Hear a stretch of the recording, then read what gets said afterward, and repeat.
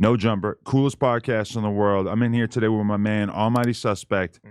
You told me a couple weeks ago, hey, I got an interview. It's crazy. You might even want to sit in on it. I start watching this girl's channel.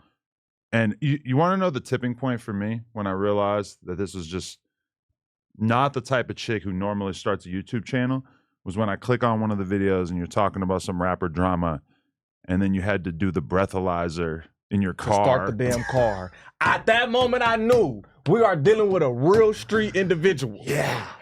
100%. I always heard about that thing. I just never really seen it. And I'm like watching, I'm like, oh man, she just had to breathe into that. Jaleec. Am I saying right? Jaleec. Welcome to the channel. Man, number one, I think everybody out there, if you're interested in what's going on with Northern California hip hop and everything, they should all tap in with your channel because you be really serving these dudes in a way. Dive into it. It's not normal. It's not typical. You're crossing boundaries that a lot of people don't seem willing to cross. It seems like you're so hell bent on making something out of yourself on YouTube and social media that you're willing to go all out. Absolutely. I think it's the, men search for relationships and they don't want to ruin shit or make somebody mad or make this. She don't care. She don't give a fuck. She don't care. I'm about to expose whatever it is. I'm telling y'all the truth of what happened. Yeah. I don't care about being their friends, none of that. I'm about to tell y'all exactly what happened. 100%. And it's making for a crazy YouTube channel. Definitely. How long you been doing YouTube? Honestly, I started last year. Only a year? A year. Wow. Right. And I think we've all kind of decided to get over high during this interview just to deal with the trauma. Absolutely. I agree. Okay, wait. So you're from Oak Park? Is this true? I'm from downtown. So I grew up in Oak Park. Okay. Right. And up until what age? I've been in Oak Park from honestly, since I was a kid until now. So it's just regular to you? It's regular. Regular. Yeah. So you've seen it become notorious on the internet and everything. Absolutely. Okay. What brought you over there?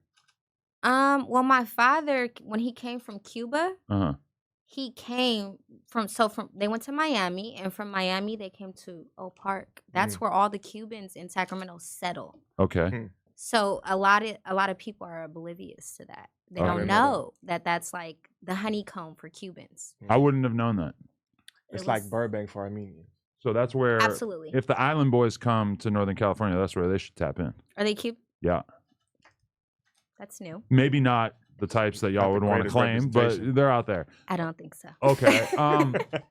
But I like, who were you hanging around during your time there? Because there are certain people that I'll hear you talking about in terms of Sacramento, in particular the BOE side of things, where I'm like, oh, she's holding her tongue. There's things she wants to say, but she's not willing to let it out because of personal relationships or something like that. People. Absolutely. Absolutely. So I grew up with everybody. Okay. But BOE, it was different with them. I watched them grow up. I didn't grow up with them. I watched them grow up. Okay. That makes sense. And you have, like, for me as a layman, BOE, I think BOE Sosa, and then I kind of find out about other dudes associated with him from that. Is that true, or has BOE been around for a lot longer? No, BOE started when BOE Sosa was about 15. Okay. So I'm 29. So I don't know how old they are. Me neither. They got to be like 23, 24, right? But I remember BOE Sosa popping off in like 2017. When he was like 15, 16. He was a kid too. He was a kid. We had never seen a dude who looked like him rapping really before at that point. And that's what blew him up. Yeah. It's all about the image in the industry. Right. But it was the cosign from Mazzi. Right. That gave him that push.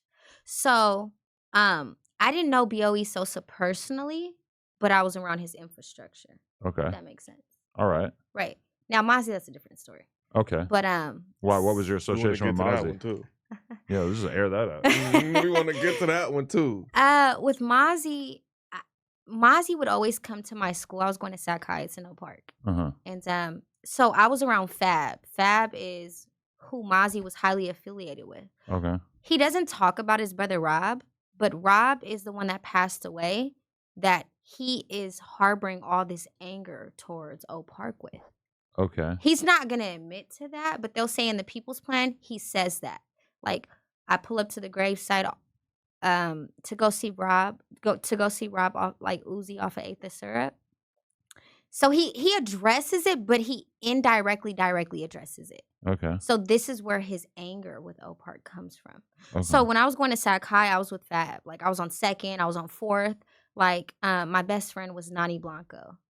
So I was just in the mix. So he was always around when he was little Tim. Okay. So when he drove up, he rode up to Sac High on a bike.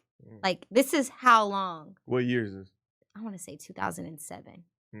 Wow. It's 2024. Right, that was a long ass time ago. Yeah. Exactly. So you get how deep it gets with me in Oak Park, you know? And I remember when Mazzi was little Tim and he used to ride to Sac High on his bike, and then he copped the coupe Lexus, because back in like 2007, 2008, the 2002 coupe Lexuses, or the 90, maybe I might be like misconstruing the year, but maybe 2002, 1990 or something. The coupe Lexuses that everybody used to have in the hood, he had that. So yeah, that's how long I've been. Would you say you were always fascinated by street shit and gangbanging? Because I feel like a lot of girls kind of shy away from it. They let it be boy stuff. You seem like maybe you're even a little extra. You're more interested in it than the guys, perhaps. Well, when I came to Oak Park, I didn't expect to get influenced the way that I was influenced. I didn't expect to get involved the way that I was involved. I just came to go to school because I knew VJ's sister, Sugar Gang VJ. I knew his sister, and so my relationship with her is what kind of like gravitated me to Oak Park. Okay. Yeah, and then little did I know my father and my mother went to Sac High, and you know, I don't know, but I'm not infatuated with it. I'm more so like intrigued. Okay. That's the word. But I feel like you go beyond just being interested and intrigued in it, because I feel like you're really out here. Like, I feel like you take it to a further extent than even I do, because you're out here really telling dudes how they're supposed to act and what they need to do, and you know, like what could, because she's from there. You're always stand on business. You really like you're speaking so authoritatively about like what the rules are of being a gangster, that I'm like, damn, she's coming from a different perspective than the average YouTuber. Because there is rules to it. Growing up in Oak Park, there's structure. We can't compare Sacramento to Stockton because there's no structure.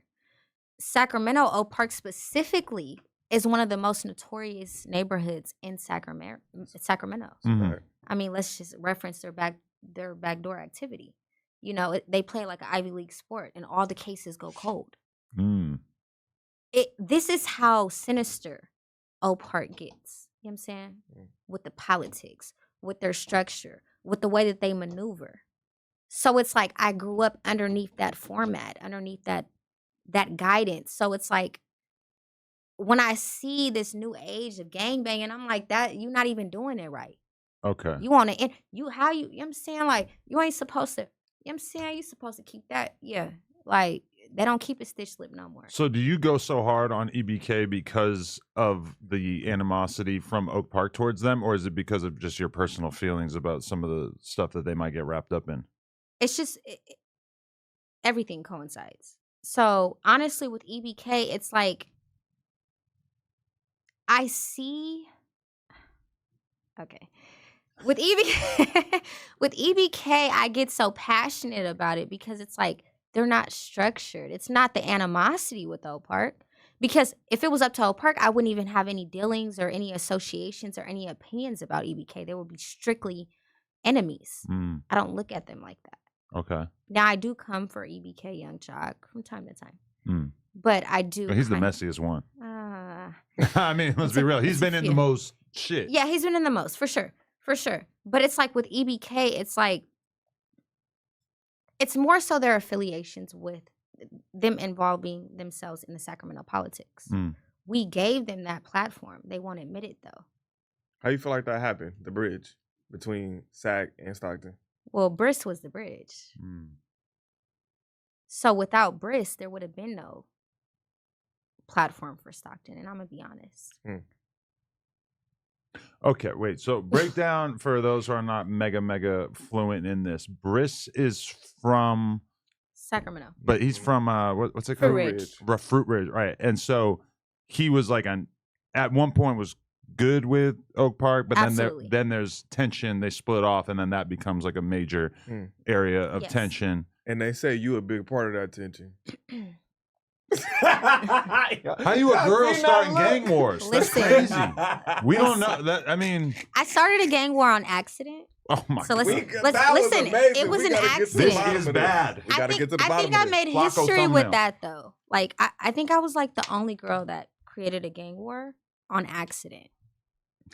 We hear about girls Out starting here gang wars all the time, but it's always about of LA some gang beefs is over females. But when we hear it's over females, we assume, oh, two gangsters were fucking the same girl, and then that created tension. Well, no, that's what it was. Oh, okay. So let's just be direct. Right. Yeah, no. So I was dating Bris first, and then I started dating Azzy Marcus. But the tension didn't come from the politics. It was like Bris had this animosity because when I left, I went to Azzy Marcus. And you dated Bris for how long, and how long before he passed? I dated him for like a couple of months. Oh, okay. Yeah, like a few. But I've been knowing him since I was in high school. So not super serious as far as relationships go? To me, I didn't feel like it was super serious. But to him, I was his second girlfriend. Okay. Was this before he was a poppin' rapper? Way before. He Okay. wasn't even a rapper. What year is this? This was like 2013, 14. Yeah. So this is well before he started rapping. What? A long time ago. And before almost anybody had heard of Uzi Marcus as well, right? Oh, no. See, Azzy Marcus was already... He was already out. Yeah. Okay. Well, no. He was incarcerated, but he had a name in the streets prior. Got it. So everybody in Sacramento knew who Azzy Marcus was. This is before that case, or this the case where this was the case. This was the case. You know what I'm talking about? Yeah, that was the case. But before then, he was like really associated with a guy that was his name was Lil Dallas. He's with Mazzi all the time now. Okay. I know exactly see on his new mixtape. Yeah, Lil Dallas. So yeah, I might put Lil Dallas on the map after this, but. Anyways, I need more homework. I feel like I know exactly what Lil Dallas is. Every video I watch from your channel, it gives me like a little bit more shit that I feel like, oh shit, now it's I gotta wormhole. delve into this. Yeah. It's a wormhole. And so it's like with Lil Dallas, he was real popular. You said Dallas was the one with the rep, and then Uzi he was the one with the rep. Like I remember being 12 years old, and he had. Well, I had a girl. He had a girl too. Actually, 12. Let me reiterate that. I was in the 6th grade, 5th, 6th grade. He was in a grade younger than me, but we were the same age. But he was in the grade younger than me, and we were in Highlands, and he used to come into my junior high all the time, but we all knew who Lil Dallas was.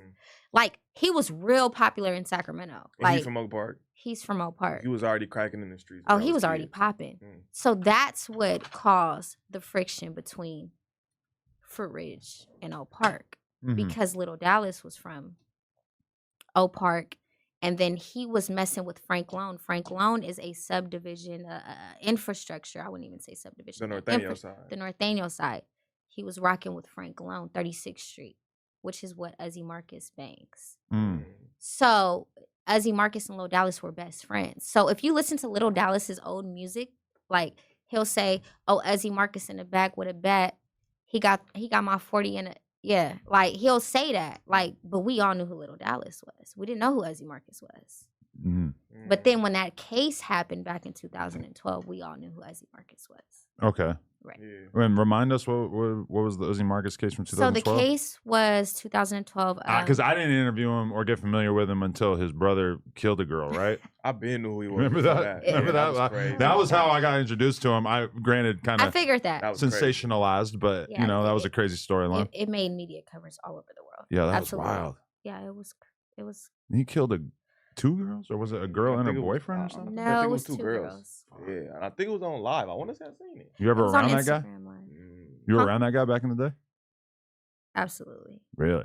You think he might have been a tweaker or what?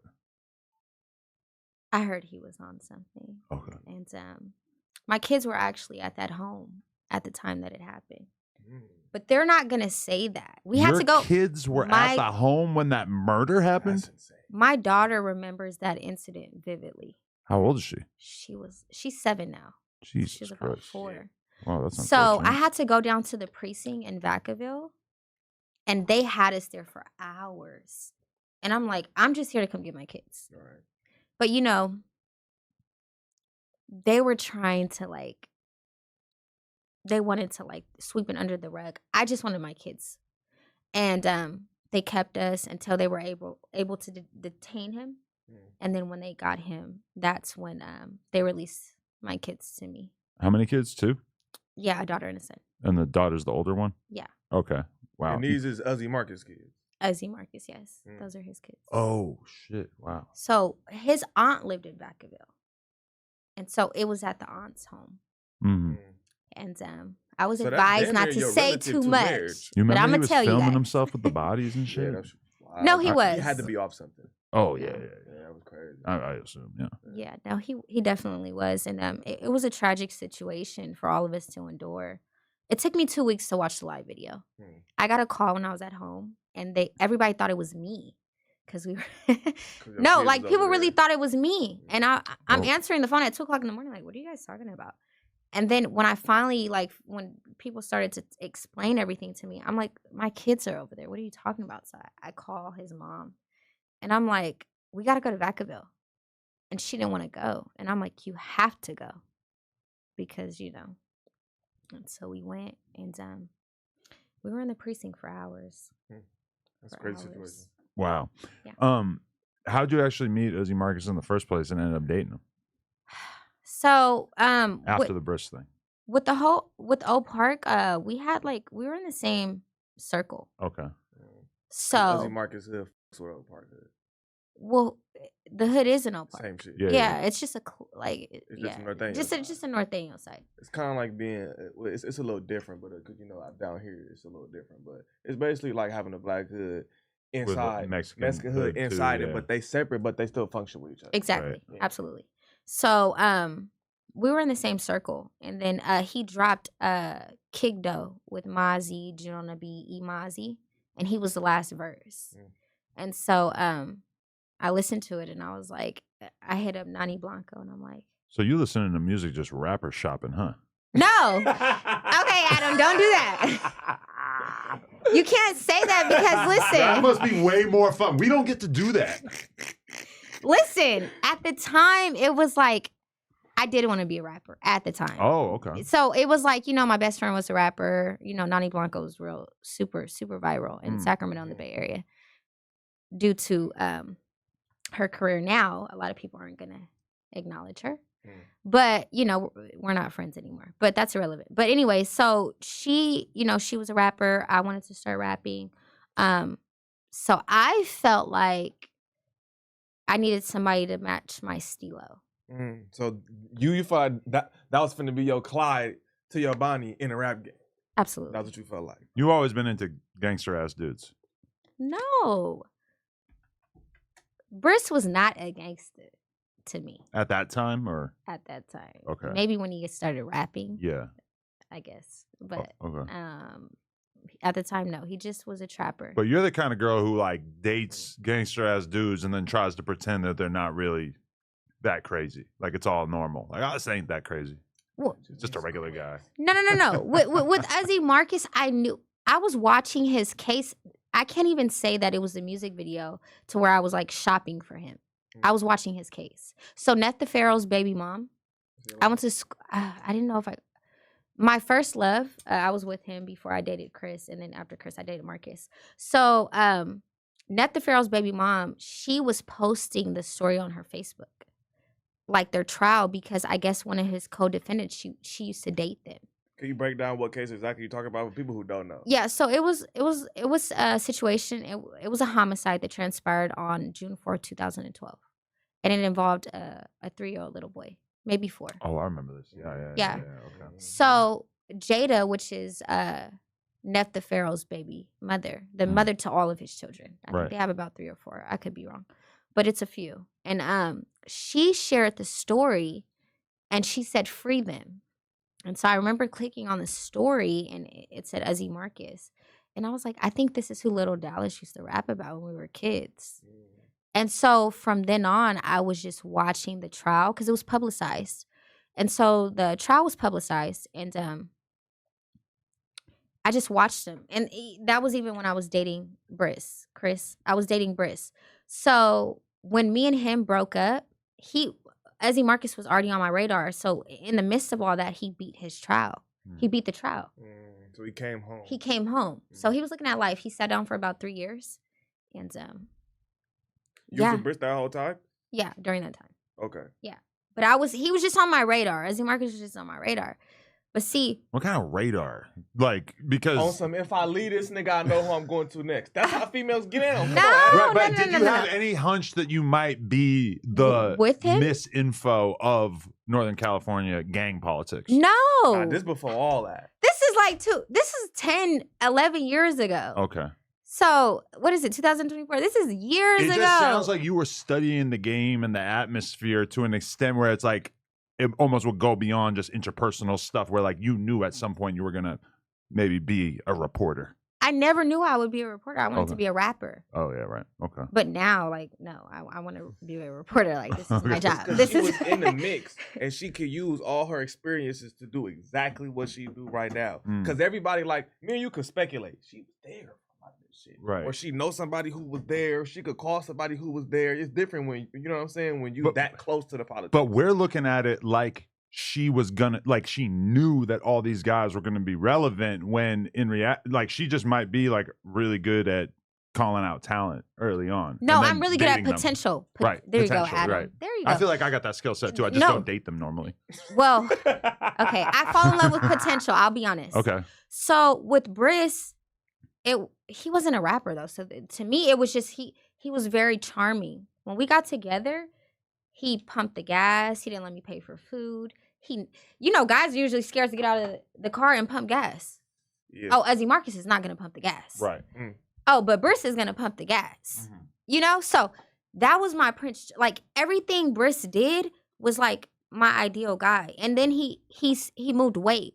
So I was just like, and then he had style. Like it just happened and we just gravitated towards each other. With Ezzy Marcus, it's not that I look for guys that are on the rise. I think maybe I just fall in love with the potential. I do think that Bris, his story is extra tragic because I feel like he could have blown up Northern California way faster. Like he could have taken it to that level. Because like most scenes in America really blow up because they have a Chief Keef or they have, a Young Thug / Migos / whatever in Atlanta type shit. Like I feel like he had that star power in a way that most rappers don't. Absolutely. He had the image, he had the style, he had the swag. Yeah. He had the sauce. So when he passed, it was like it happened so soon in his career. To where we didn't get to experience what he could have been. And that's what makes it so tragic. But that's what I'm saying. Like back when I knew Bris, he wasn't a rapper. He wasn't in the pop. To me, he wasn't in the. He didn't display that. So he definitely had the potential to be really big. And I feel like after his passing, he blew up even bigger. But it always happens like that with rappers, right? Yeah, facts. So, facts. Could you break down the events that led to them two starting to become at odds over you? Well, when I left Bris, he was upset. But I didn't date anybody for about 3-4 months. Was he already out? Yeah, he was out. He beat the case back in September of 2015, maybe. And that case didn't scare you at all? Wait, 2015. Well, it did. It did. When I got pregnant with my daughter, it did. It did. Because I asked Ezzy Marcus, I said, well, did you do this? Because I don't want the karma. I believe in karma. So I was like, I don't think I can move forward if you did do that. I asked him and he cried and he said he didn't. And I believed him. I believe him. Like, I don't, it's been so many years and the case is still unsolved. Well, that's because we know who really did it, but he's an informant. So it's not too much. I don't know, but okay. I do know. He's an informant, but he got away with it. So it's like, I know for a fact Ezzy Marcus didn't do it. Okay. Yeah. So that's reassuring. Yeah. Okay. Now I'll be honest. Now if he did, I'd be like, but no, he didn't. Right. All right. So you leave him, and then you go to After a few months, you go to Ezzy. After I leave Bris, I go to Ezzy Marcus. Okay. And how long were y'all together? Me and Ezzy Marcus? Yeah. Maybe a year before I got pregnant. Oh, okay. But we were with each other for a year every day. All day, every day. Sleeping from trap house to trap house. Sleeping in the car. Coming to Mazzi's studio in LA. It was different. It was different. Mm-hmm. What year is this? Different. I think 2015? maybe 2015. Okay. Yeah. Okay. So 24. So I think. Please don't quote me on the years. So this is prime Mazzi days. This is prime. when it's cracking. Absolutely. Prime. So when I left Bris, he was so upset. I think I was like picture perfect for him and he was picture perfect for me. But the fact that he had a baby and he didn't tell me about it. I didn't have any kids at the time. So I just couldn't. When he passed away, he was with the mother of his 2 children. So if I would have stayed in that situation and possibly gotten pregnant because we were talking about it, then what? I would have had to, and maybe things would have transpired different, but he was still with Adriana. And that was the mother of his first 2 children. He had another baby mother after, but that's not, when he passed away, he was with the mother of his first 2 children. He has 3. So he has 2 baby mamas. Got it. Yeah. Okay. So what was your, it's kind of outside of your personal involvement, but were you paying super close attention to the whole shit that was going on with Mozzy and Lavish and all that type of shit? Absolutely. We had to. Yeah, that was the active on fire. That was the active gang warfare at the time. That's what put the music scene on the map. It was Mozzy dissing Lavish D. For a lot of us in Southern California, that was what made us really have to start paying attention to a lot of these people. Yeah, absolutely. It was their warfare. So, of course, I was in tune with everything that was going on. And I'm gonna say this: Lavish D was blackballed by Mazzi. For sure, yeah. Right. For sure.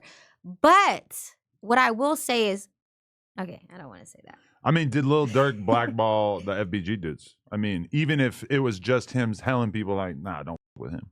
I mean, yeah, that's okay. enough. You can do that when you're really popular. You can do that when you already have the industry secured. Right. So it's that's what Mazzi was doing with Lavish D. Do I feel like he was the best rapper? No. But when it came to politics and gangbanging, Lavish D was on that. That's a fact. I remember seeing that nigga locked up before I knew who he was. He was on a locked up prison documentary. Just some random nigga. Then I seen the video. I was like, oh, he rap? Oh, nah, he for sure. He been on that from what I knew since a kid. Absolutely. For sure. And he's really from Oakland, I think. So he brought his politics to Sacramento.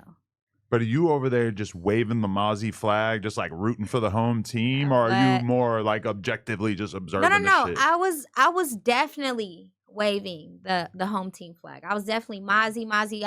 We were opening his shows. Well, I wasn't, but I was with who I was friends with at the time. We were opening his shows. We were in the mix. Definitely. When we were all through Oakland, you couldn't drive down the street in Oakland or San Francisco without hearing Mazzi at that time. Fact. So definitely, I was definitely on the Mazzi bandwagon for sure. And then what took it? Now today, no. Today, no. Today, no. Today, no. But back then, yeah. When did you have a change of heart? I want to say when Shooter Gang Coney got his chain confiscated. Okay, I love how you always say confiscated instead of stole or took. Confiscated. It was confiscated. So, I think that's more. So you have personal allegiances with Shooter Gang? Absolutely. Ah, okay. So that's where your heart truly lies. Unfortunately. Okay. And with BOE too, though. Okay. But do you feel like that's you being objective and fair about it? Because I hear you clowning Young Jock for allegedly getting his chain confiscated. But now you're over here saying your heart was going out to Coney? Well, I clowned EBK Young Jock. But then, after 3 months of the trolling, I said, okay, let's hang it up. Okay, we're going to keep talking about this. It's getting old. Every rappers get violated every day, victimized every day. Okay, EBK Young Jock is not the only rapper. So, with Shooter Gang Coney, it was deeper than the surface. It was make it make sense. But I know what led up to that. You know, like nobody knows that Mozzy and Mozzy jumped June on the beat in Texas before they parted ways. Nobody knows that. I never exposed that. So it's like, so when June finally started to tell his side of the story, and then he started to come for me, I'm like, I didn't even tell everybody what really happened between you two.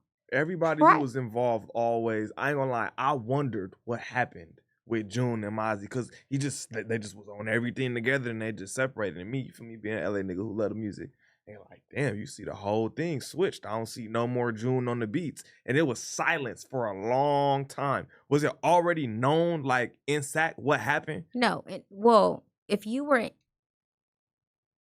somebody in Oak Park, you knew what happened. You had to have been somebody.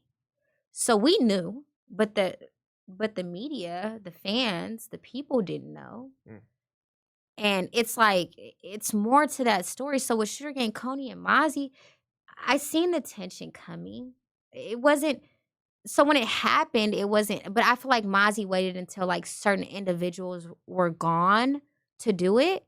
But him doing that, he forgot who was still a part of Sugar Gang that still had some type of say-so in regards to the politics in Oak Park, in regards to Zilla or whatever the case may be. So Mozzy's really Zilla. But when he did that to Coney, it was when everybody was either passing away, going to jail for a long time. Like, I feel like, and it really wasn't Mozzy. I feel like Mozzy was venting to Mozzy. And then, like, Mozzy was just like, okay, we're in the studio. Okay, like, they literally come to the studio. No, I'm telling you guys this. This is what happened. Okay, they come to the studio. Okay, they come. Sugar Gang Coney, Sugar Gang Fleecy, Uzi Marcus. He's with some people from Frank Loan. They're already in the studio in LA. Mozzy and Mozzy come to the studio with B.O.E. Mumu. They all come to the studio. And then Mozzy comes and he sits down. Mozzy does what he does. Eric. And he sits down and he's like, this is Eric. And he sits down and he's like, he's just staring at everybody. And then, like, everybody's looking. And then something was said. And then Mozzy's like, we started Shooter Gang. And then Shooter Gang Fleecy just comes in. Boom! Like, and then Mozzy. And then here comes Mozzy coming for Shooter Gang Coney. And then it just was a mess. So, yeah. So then Uzi Marcus is trying to break it up. And you're there? No. Or you just heard about it? No, I heard. I know exactly what happened. Like, both sides told the same story. Okay. So I know it's factual. I mean, some might have twisted it a little bit, but right. So yeah. Yeah, because the last time I interviewed Sugar Gang Coney, it was he didn't want to talk about it. Yeah, well, I didn't know enough to be able to press him and be like, okay, tell me what really happened. You know, but yeah. Like, I had like a little tiny. I'm like, oh, okay, he fell out with Mozzy. He doesn't wear the chain anymore. So I like asked him about it, but I let him get away with like giving me like a bullshit answer, which. Fair enough, you know. You're not supposed to talk about street shit, so that's cool. But I've seen that. I've seen that. He didn't want to really talk about it, and no, that's what happened, and it that is the reason why there's bloodshed in Oak Park until this day, and it's not gonna stop. It was all because of that chain. Really, it can all go back to that. Damn, it's always gonna go back to that.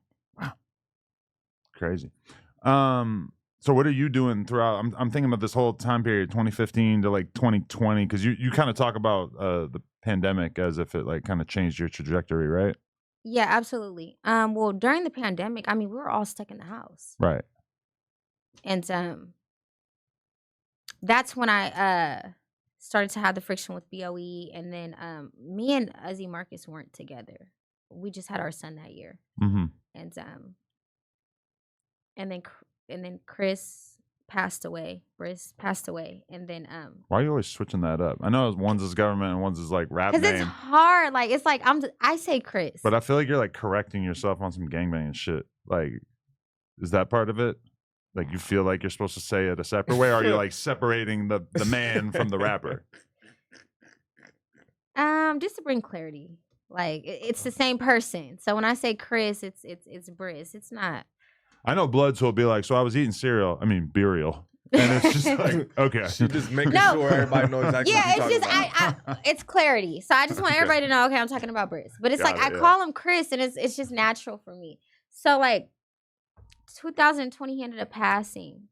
And I think that was the year people started to cover me more, I guess. And what, just on YouTube and shit? People start talking about you as a person who had a role in some of this shit? At first I was the one that set it up. Right. Okay. So people started to talk about you, acknowledging that you were part of what set this whole shit off. Absolutely. And that made you decide, like, well, maybe I could be a public figure. Did you do an interview before you actually started your own channel? I did do one interview. Who was that with? Star. Okay. Star Quality. I'm going to have to check that out. He's the one that was just exposed for what happened. Almighty. Why she look at me? What was he exposed for? You know what happened? What happened? You gotta say it. I don't know. You the exposer. You gotta say it. You know him. I know him. Before you made it to No Jumper, you were with him. With him is crazy. Don't do that. That's crazy. I don't know. Interview. Adam does it. I got interviews. That's crazy. Dark. Oh yeah, I brought them to LA. I was in like Oakland. I wasn't out here. I was in Oakland when I did that interview. Yeah, I did a little interview, but I ain't never.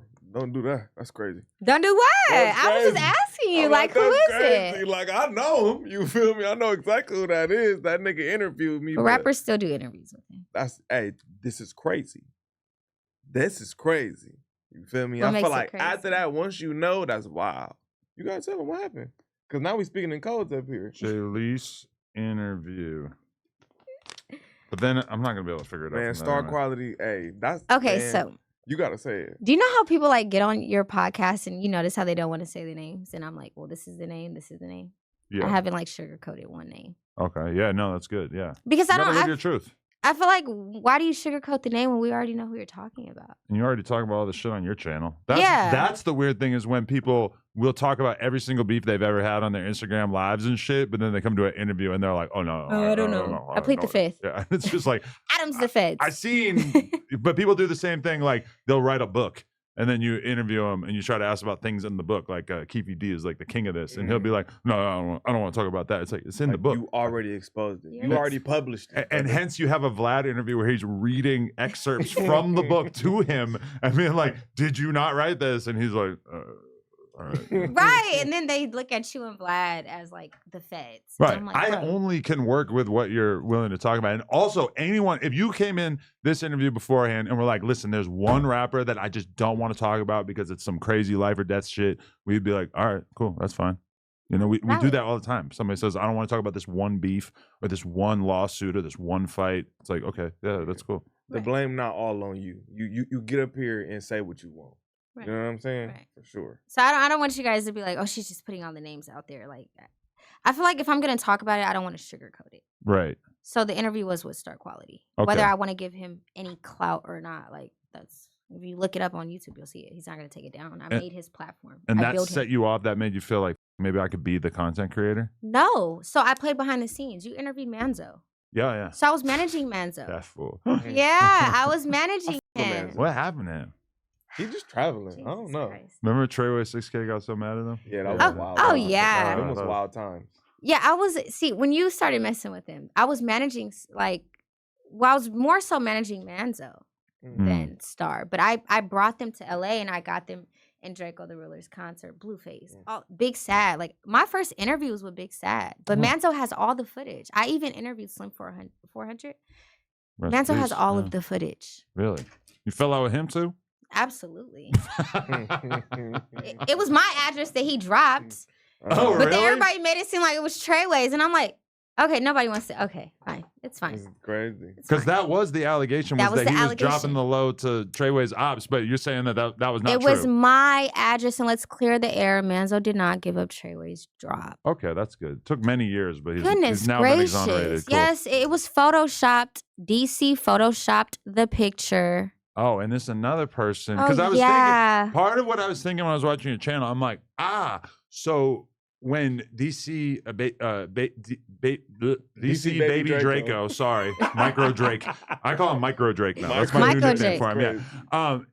I was thinking, I'm like, oh shit, did he get locked up? And then you swooped in and did the DJU to 16 shot a move, and we're like, I'm gonna take over your niche while you're gone.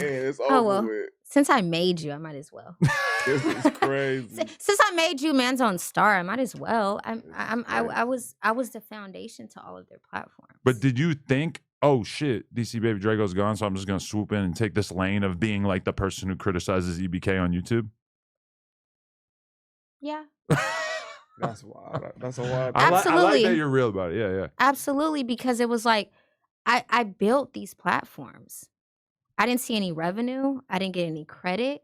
All you guys just wanted to do was date me besides Manzo.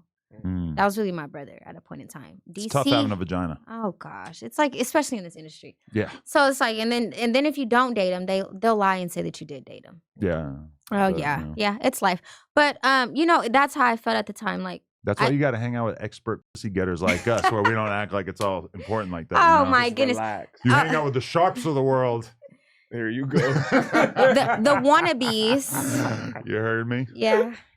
Oh. But see, I don't know too much about that guy. Yeah. But I'm glad you didn't meet him when you were a young lady, because it could have gone a different direction. Oh my yeah, goodness. no, but see, he doesn't know me. Yeah. So yeah, it could have went. So you don't totally think anybody could have gotten your ear and turned you into a Blade Runner? Ew, no.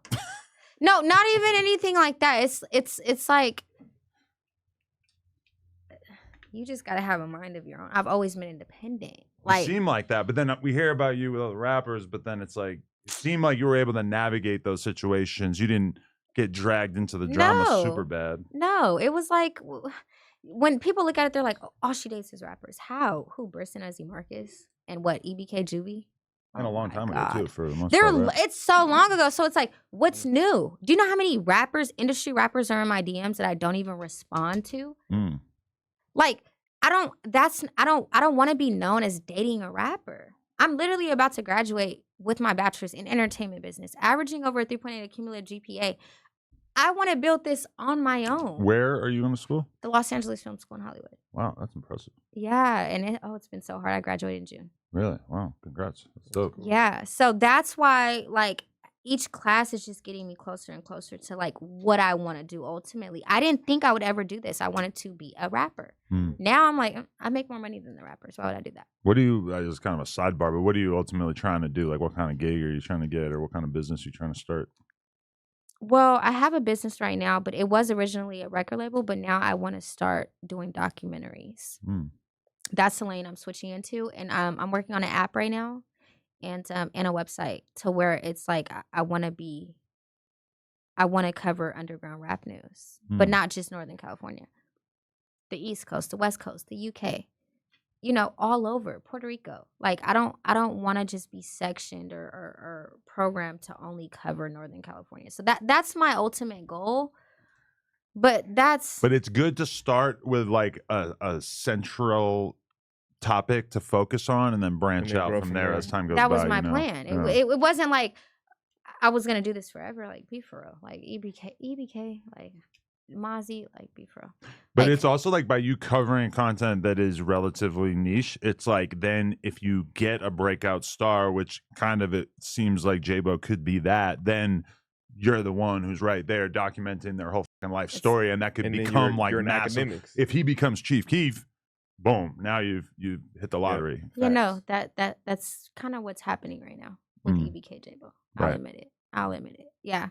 So when I started to cover EBK Jaaybo, I didn't think he was gonna be who he is today, but I knew in my heart that he had it.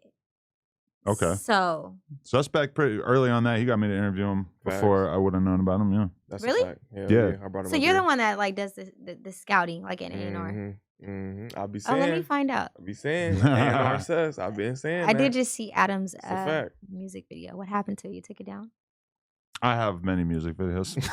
You rapper the one with Big Sad got taken down. No, the one with Brick Baby and no, that's still up. But a lot of people told me that they can't find it when they search it's shadow for it. Banned. I don't understand that at all. I was searching it all day because I was telling. I'm literally like, I'm searching for it. I love Trapler Ross, so I'm like, wait. So today I'm working out in the gym and I just turn the TV on. I click on the first video I see. It's fucking D Bills 4-1. Kyle Rich is playing like.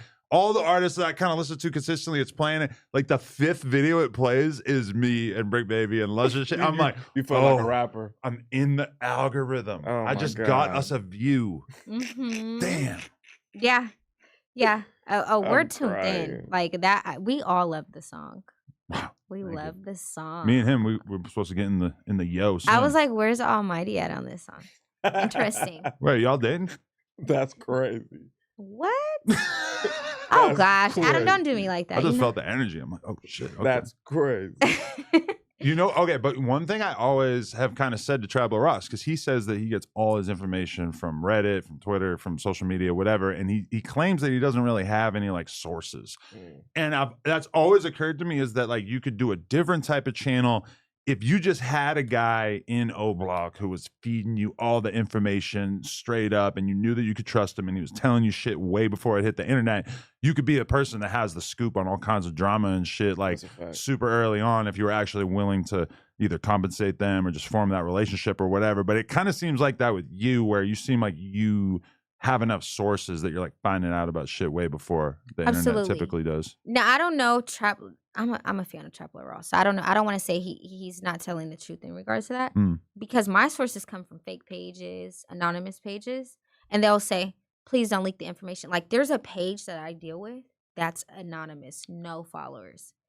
And that's how I knew about EBK Young Jock and the Mazzi members in Hollywood. And that's how I knew that EBK Young Jock whipped out on an EBK member, like, but everything, and EBK Young Jock victimized Peso Peso. So you don't even know who the I don't know who this to, page is. You all kinds of shit. Everybody's like, it's the feds. I'm like, I don't care if it's the feds. I'm getting everything right now. I don't care if it's the police right now. I don't care if it's SAC PD. Want to give you information. Listen, if they want to give me the information and I can deliver it, give it to me. And everything was accurate. I just feel like the problem though is that you're really from Oak Park, and that means that they're gonna see you as a way more valid person to get knocked off than like if somebody like academics or me is making videos talking about this shit. It's like we're so outside of it that it would be kind of out of the ordinary to turn us into a pack. Yeah, but with you gotta watch your eyes. You're really from there, so it just kind of feels like it would be a lot less surprising, especially when you take on a disrespectful tone occasionally. She'd be like, she don't give a But you know, honestly, when it comes to like Adam and DJ, academics, and 1090 Jake, they're waiting for you guys to cover it. Right. But when I do it, I'm the police. I'm going to end up into a pack.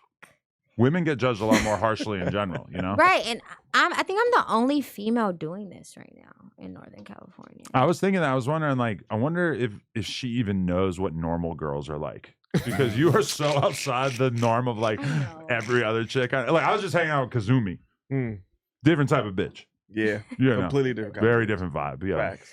Yeah, nah, you ain't even scratched the surface. I ain't even tell you a lot of the shit that I didn't heard about her. Really? You ain't even scratched the surface up here. Do you feel like people think that you're a setup chick? Yeah, absolutely. And I'm far from it. I'm the one that always gets set up. My addresses get leaked. Really? Like how? Why do my address have been getting leaked since 2020? I have yet to leak an address. I have yet to do any of this or send somebody like, bro, like I'm the one getting set up. I'm the one, like, you guys are that intimidated. Like, it's crazy. Wow. Damn. But I'm not worried about turning into a pack. If it happens, nobody's untouchable. But I'm not gonna not do what I do. Like, I do it best. So when did your channel first start to get traction? Like, what was the first shit you were covering that was really moving the needle? Honestly, when me and BOE Mumu were going back and forth, I couldn't do it on Instagram. They kept taking my Instagrams. Oh yeah. So I said, I'm gonna post this on my YouTube. Like the shit that involves yourself. Yeah. So Manzo was telling me back when I was like managing him, like back when he started to go viral, before like all the allegations came. He was like, you need to make a YouTube channel. I'm like, I'm not making a YouTube channel. That's what I have you here for. Like, do what you do. Don't get involved in the politics. And so he would always like tell me like just to make one. I wouldn't make it. And then like when I was getting into it with BOE Mumu, like beginning of 2023, I said, I cannot get my Instagram took again. And so I was like, I'm going to post it to YouTube. And so I posted it to YouTube and I said, click the link. And it hit like 10,000 views in one day. And I had over 1,000 subscribers. And I think within like a week, I was monetized. Oh, wow. Like within a couple of days, they were sending me, you know, the partnership. And then about a week after that, I was monetized. Because what do you need? Like 2,000 subscribers? And back then, it was 1,000, 4,000 watch time hours. That's how like in tune people were with me. And I was like, well, I might as well keep going. That's because your name already been. It was already solidified on your name was already ringing. Amongst a whole bunch of bullshit, and then she's speaking on it herself. People want to see. Yeah. So that's what brought the traction to my YouTube. So then I started to see like bloggers picking up, like, I think this was at the time when EBK Jaaybo was like, he just got released, and I think the J Black, and then like Slowby's baby mom. Like, I was like, well, I'm gonna just do it and see what it does, and I did it, and I was just doing it. I'm like, oh, this is my niche. Yeah, I like it. You one of the only people that's covering it. It's just a couple people up there covering it, but you one of the only few people that's covering it. For us, it'd just be like rumors here and there, like, oh, I might have heard something about so and so, but nah. And then when you look it up, you know, every scene usually got somebody documenting exactly what's going on. For a long time, they didn't. Right. And she up there, she putting it up there. So, but you're like creating content that's really like useful to people, because we all heard that something happened with Young Jock and Peso Peso, but it's like, you know, I wasn't even bothering to like really search YouTube for videos about it or whatever, but like that was months ago, and from your channel I all of a sudden understood a situation that I've been curious about way better, and that was kind of shocking. I'm like, oh shit, okay, that's when you earned my sub. I was like, okay, this is how I'm gonna decode. Oh, Adam 22 is I told you, I'll be early to shit. You ever go look at the top subscribers, watch, bro? I haven't looked at that. You never look at that? That's very interesting. I don't look at it. That's the weirdest way to find out, with like, oh, that person watches my fucking channel? What? I think I stopped looking at, I never looked at the subscribers. 1090 Jake tapped in with me when I only had like 3,000 subscribers. Really? So then I was like, okay. What do you think, Jake? I love him. He's great, right? He's like a big teddy bear. Big teddy bear. Like, he came a long way. He came a long way, and it's like when he noticed me at 3,000 subscribers, I was just honored, honestly. And I wasn't, a fan of his YouTube channel, but I would see him pop up, you know, just like I would see you. Like, you cover all the rappers, and like with you. So it's like when 1090 Jake, I was like astonished at the fact that I was like, whoa, this is super crazy. So yeah, like honestly, like when I started it, I didn't think this would be my thing. Even with the Jock and still to this day, people say I'm not credible. But it's like, how, when I'm always proving that I'm credible? Because I never knew there was a link between what happened with Peso Peso and Sauce Walka. When, remember the storyline of like Sauce Walka just starts claiming like, oh, somebody just got killed because they tried to take my jewelry or whatever, and we're all freaking out like, Sauce Walka fucking shot somebody on Hollywood Boulevard? Like, are you fucking serious? Yeah. And then it comes out like, oh, it wasn't him. And then we're all like, oh, all right, cool. Like, it wasn't him. It was somebody he was with or whatever. And then through your videos, I'm like, that Peso Peso was the trigger man? That's what you're saying? He was the trigger man, allegedly. Allegedly. So he hasn't been charged with that or anything? No, it was self-defense. No, she was the first one to say it. Okay. That shit ain't even been, you feel me? It hasn't been confirmed. That he was arrested and let off on self-defense? I just knew that he was the one. I can't remember the details. I'm sorry, but I just know for sure it was allegedly him. But you're saying that situation then, like, flicking the first domino, that leads to the situation in which EBK Young Jock robbed Peso Peso? No, those are two separate incidents. Oh, okay. EBK Young Jock just did it on his own. I was basically giving like, because I didn't know who Peso Peso was. Right, which I thought was so cute that you're like so tuned in with Northern California that you don't know about any other rappers. I don't even know. So when people were like, Peso Peso, I'm like, who is Peso Peso? I've never heard of this guy. So I'm trying to do my homework, and then I have to start like hitting my resources, like my little friends. And I'm like, who is this guy? Who is this guy? Who is this guy? And then I start hearing little bits and pieces in the industry. And I'm like, oh, he's somebody? Like, I didn't think he was a somebody. And then I was like, I'm going to sit on this story. So I sat on it. Shit in Texas. Oh, yeah. I didn't think he was anybody. And you made me realize, because there's one song by, I sent it to Suspect earlier. There's one song that I've listened to like a trillion fucking times called Moving Too Fast by Peso Peso and Sauce Walka.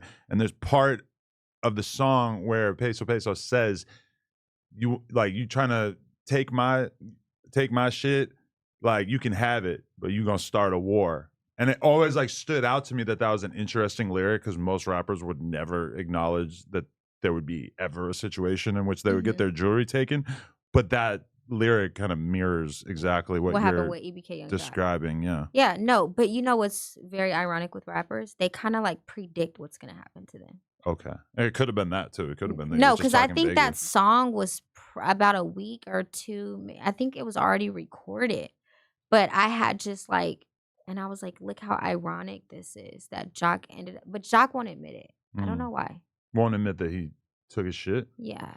But wait, so you're saying that Peso Peso and EBK Young Jock somehow were just mud buddies, just out here drinking lean together? Yeah. That's how niggas be. No, for that's sure. true. You know. Hell yeah. Yeah. When I used to see Dolph and Key Glock together, that really stood out to me. I was like, oh, y'all are out here just loving this shit together. And then when Dolph passed, when Key Glock finally put out a statement, that was one of the things he said was like, you were my brother. You were my lean partner. And I'm like, oh, man, like y'all really bonded through that shit. Which that's syrup. Yeah, man. Through that Especially juice. when you live in a place and somebody else is coming, touching down. Now you're their connection to a certain area. Yeah. You know what I'm saying? So when he's coming out here to LA, this is probably who you functioning with. He got the drink.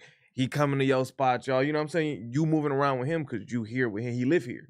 So easily, niggas are bond over some drink, and now they just hired. But so your perspective is that EBK Young Jock is just so shisty that he just decided to rob Peso as soon as he fell asleep? Well, that's what happened. At first, I heard that he like whipped out on him, but that's not what happened. I heard he fell asleep. Right. So that's why Jock's saying he didn't do it because Peso doesn't know. That's why they still follow each other. So, like, I think, like, yeah, like, so when he fell asleep, I think, like, well, this is what happened. He fell asleep. They took his stuff. I think it was, like, $50,000, a Rolex, and a Cuban link. And I guess when he woke up, you know, Jock was just acting like he didn't know what happened. Oh, so he took the shit, had somebody else leave with it, and then stayed there? Or they, like, talk on the phone, and Jock is like, oh, I don't know. Yeah, basically. Wow, interesting. And so the next day, Peso was in LA. Like, he posted like a pic. I'm so mad I didn't screenshot. He posted a picture and he's like covering his face, but he doesn't have his jewelry on. And then Jock later on that day, he's not posting anything. And then Jock posts like the chain, but it's kind of blurred. No, he's on live, and I screenshot the live. And then like later on that day, they have like a lot of money on the table, and it was like a lot of juice. But Peso's nowhere to be found. And then Peso posts to his Instagram doing story promos and features. And I was like, I'm going to just sit on this.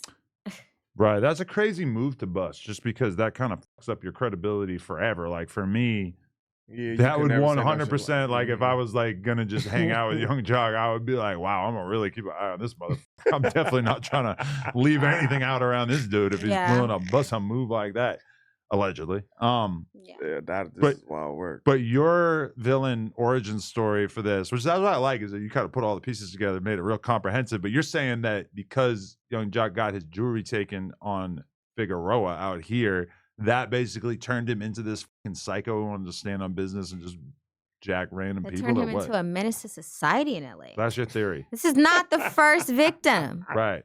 This is just the first victim that I covered. Did you see my Hit a J3 interview where he made a, oh, wow. I don't even really want to repeat it, but he basically said, like, when I was asking him why he would even have had any kind of animosity towards EBK and Young Jock, he basically alleged that he was, like, pimping a minor at one point, and that's how that situation unfolded.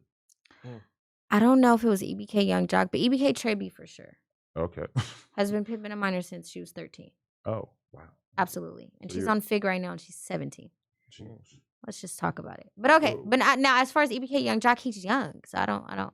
No, it wasn't EBK Young Jock. It was EBK Trey B, but they're like this. Oh, okay. Yeah. We're going to have Trey B up here to defend this. Yeah. We're gonna have anyone discussed in this, feel free. Hit me up. We can hop on stream or FaceTime. Facts. If you're not in LA, it's all good. We will give you your platform in which to discuss any of these allegations made by this young lady. Facts. You got to be able to dispute your claim. Come to court. Yeah. Huh? Come to court. Let's bring it to the people. So, well, I mean, you're right, though, that like pimping a minor sounds like the worst thing you ever heard. But then they're super young. He was so young that it was just like a girl that was like almost the same age as him. I guess that facts. If you like that's 18, what I'm saying. 17, you know what I'm saying? I'm not gonna judge that as harshly. I can't judge that. So EBK Young Jock is like only 23. He's only been in the game, what Bris passed away with 2020, like 4 years, like. And that was like 2, 3, maybe 2 years ago or whatever. He's maybe. a kid. Actually, it wasn't that long ago, wasn't it? I don't know. But he was a kid. So it's like, how old was the girl? 17, 18? Like, I don't know. That was just what J3 said. I had never heard that alleged before. Now, EBK Trey B, definitely. He was a statement away from being on the National Registry. That's a fact. Whoa. Okay. Have you heard from somebody like Young Jock at all? Does he tap in and tell you, like, shut the fuck up or what? Well, no. He doesn't say that. He's not going to say that. Do anybody get in your DM and be like, bitch, you need all to the stop rappers, all the rappers, every rapper. All the rappers. All of them. And what's the tone? Is it usually like, yo, I'm gonna it's kill not you, disrespectful. Or is it's just like, wow, like you're it's really not doing this disrespectful. shit. So ain't nobody came at you crazy No. over the videos yet? Absolutely not. No, honestly, like, no. I think they want me to, like, hear their side of the story. Like, EBK Young Jock has reached out. Big Sad reached out. Mazzi reached out. Mazzi reached out through Jaaybo, but yeah, Mozzy don't want to get screenshotted by you. Oh yeah, no. But I don't really screenshot though. I only had screenshotted Jaaybo's messages because, like, it was a different story. It was a chain. I didn't leak those messages until a year later. Recently, like about a week ago, like about a month ago. But I don't do the screenshots. Like when EBK Young Jock first reached out to me, he put me in vanish mode. And I was like, look, I'm not BOE Moo, okay? You don't have to, I'm not going to screenshot you and post you on my story. I don't need clout that bad. Like, it's not that serious. Like, talk to me. Because we have, like, similar connections. Like, we at a point in time adored the same people, like, looked at the same people. Like, so me and him, like, started talking through that way. And he just said, I don't get what's up with all the slander. Because there's, like, an honest, middle of the road way to cover a rap beef. Right. And then there's this off covering it where you take a side and you're willing to give airtime to conspiracy theories and random comments and shit like that. You know, it's like, do you feel like you keep it unbiased or do you try not to play favorites? I feel like I keep it non-biased, but when I do that, I feel like I get penalized for it. So I try to keep it non-biased. At a point in time, I was supervised with EBK Jaaybo. Super. Anti him. Yeah. Why? I feel like you root for him now. Yeah, he's popular now. No, me and him are at odds right now. She's a clutch. So, me and him are actually at odds right now. So, we're actually at odds right now. So, a lot of people did feel like because he was popping out was clout chasing. But this was before the Boogeyman song dropped. Like, I actually think he was the first rapper that gave me my flowers. Yeah. I don't know if that was his way of, like, making me an ally instead of an enemy. Boogeyman definitely took him to a different level, but he's been popping it for a couple years now. Yeah. Especially in LA. Yeah. Like, yeah. Because I've been knew who that was since like 2020. Yeah, me too. Well, 2021. But yeah. And when he was like 17. So yeah, it was like at the time, I just had a lot of faith in him. And then when he reached out to me and we started following each other on Instagram, we got really close. And then like he would just always call me. Like, I would call him. He'd call me. Like, we were just super, super close. And then when his brother passed, I covered the story. And it went super viral.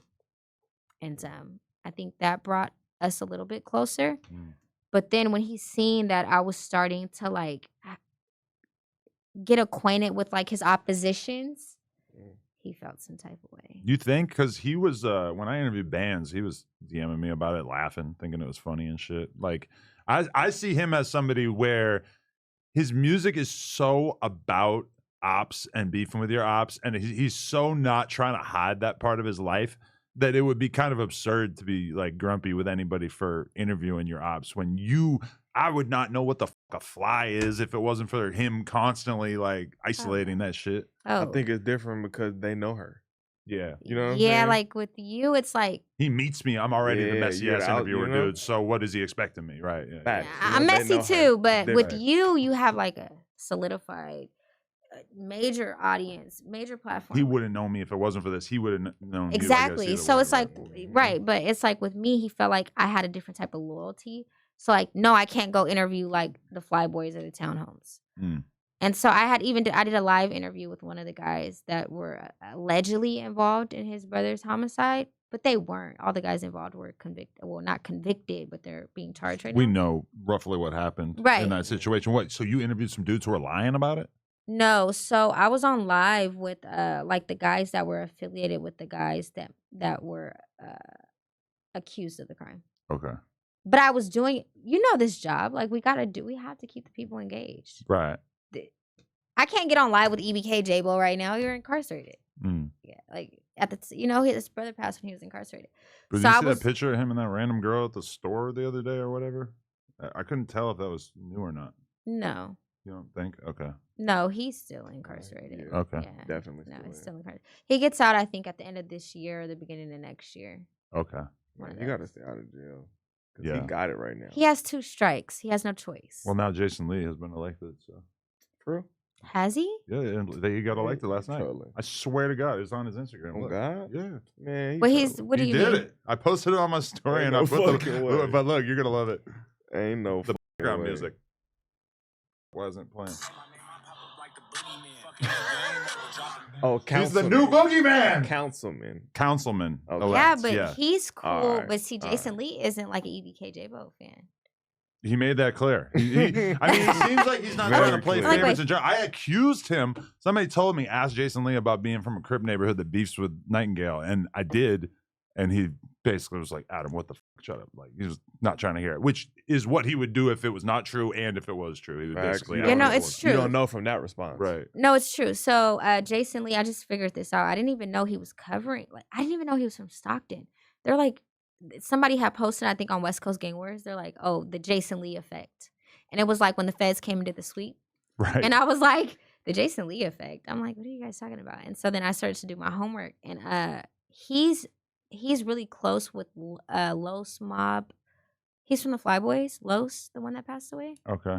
I think Marley B's and bands reference him a lot. Okay. So they I guess he's really close with Los's mom. And so that's what made him get more involved in like trying to bring justice and clean up the streets in Stockton. Right. Yeah. Yeah, you can't be in the local government and be like pro drill. You can't have any gang connection. Seem like you're kind of fucking with it, like even you gotta really deny that. Think about how it's so obvious and easy for us to call Lori Lightfoot a fucking hypocrite for condemning FBG Duck and then celebrating Lil Durk. Like to us, it makes her look absurd. Now, granted, that's a small percentage of the population, but yeah, facts. Yeah, no. So Jason Lee is definitely involved, but he's not involved to where he's like a gang member. I think he's just affiliated. Yeah. Everybody's from somewhere. Yeah, I mean he's from Stockton, so that's valid. Right. And it's small, so you gonna have some type of gang connection. Stockton is as big as probably Bourbon, like Koreatown or like Compton or like Watts. But now he got elected, so next time I interview him, maybe he'll show up in a Dickie suit with the blue bandana. And he's definitely not doing it. I'm in office. Yeah. Tell me shit now. Yeah, it's just super small. So Hollywood unLOCCED. Change it up. Now you out here bugging. But yeah, no, like with the buy that URL. That is bugging. But yeah, like with the, I just seen the potential with EBK Jaaybo. But like I said, when I started to like dive into like their narrative, he got upset. Oh, he's gonna get upset. He's just not gonna tell you. Right. Because I know that they all hated Baby Draco for exposing all that shit. Or like, I think at a certain point. Draco end up beefing? Yeah. What were you guys beefing over? Well, because he wanted to choose like Mozzy's side. Well, EBK Jaaybo and BOE Mumu were going back and forth. You guys can't both be Mozzy side. Right, so he was Mozzy side, so I was like, I'm EBK Jaaybo. Wait, but you're anti-Mozzy actually. Never mind. Anti-Mozzy right now. Yeah. So no, we were campaigning at the time.